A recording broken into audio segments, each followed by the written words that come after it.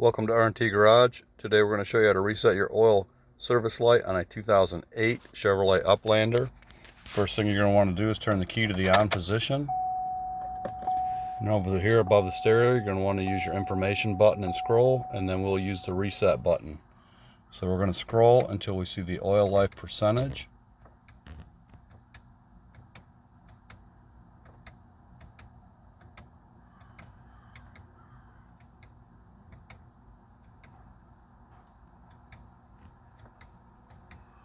Then we're going to hold the reset button just like it says. And once it says 100%, then you're finished. Thanks for watching from R&T Garage, and may God bless you.